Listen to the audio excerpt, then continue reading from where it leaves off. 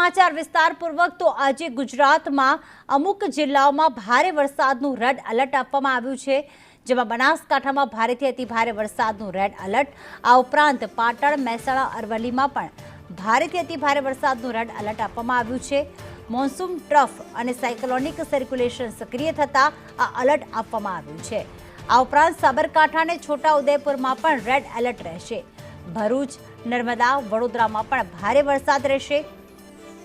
અમદાવાદમાં આજે અતિભારે વરસાદનું ઓરેન્જ એલર્ટ આપવામાં આવ્યું છે। આ ઉપરાંત ગાંધીનગર, ખેડા, નડિયાદ અને દાહોદમાં પણ આજરોજ ભારે વરસાદનું ઓરેન્જ એલર્ટ રહેશે। આણંદ, મહીસાગર અને પંચમહાલમાં પણ વરસાદી માહોલ રહેશે, ત્યાં પણ આજે ઓરેન્જ એલર્ટ આપવામાં આવ્યું છે। સાથે પોરબંદરમાં ઓરેન્જ એલર્ટ, દ્વારકા, ગીર સોમનાથ, જૂનાગઢમાં પણ ઓરેન્જ એલર્ટ, બોટાદ સહિત સૌરાષ્ટ્રમાં ઓરેન્જ એલર્ટ આપવામાં આવ્યું છે। સુરત, વલસાડ, નવસારી અને ડાંગમાં પણ ઓરેન્જ એલર્ટ આપવામાં આવ્યું છે। તો તાપી છે, દમણ છે, દાદરાનગર હવેલી છે કે જ્યાં પણ અતિભારે વરસાદનું ઓરેન્જ એલર્ટ અપાયું છે। ગુજરાતના મેપમાં જે રેડ એલર્ટ બતાવી રહ્યું છે ત્યાં અતિભારે વરસાદ રહેશે, જ્યાં ઓરેન્જ એલર્ટ છે ત્યાં ભારે વરસાદ રહેશે, જ્યારે કચ્છ અને મોરબીમાં ભારે વરસાદનું યલો એલર્ટ આપવામાં આવ્યું છે, એટલે કે સામાન્યથી મધ્યમ વરસાદ ત્યાં રહેશે। દરિયાકાંઠે પવનની ગતિ વધુ રહેશે।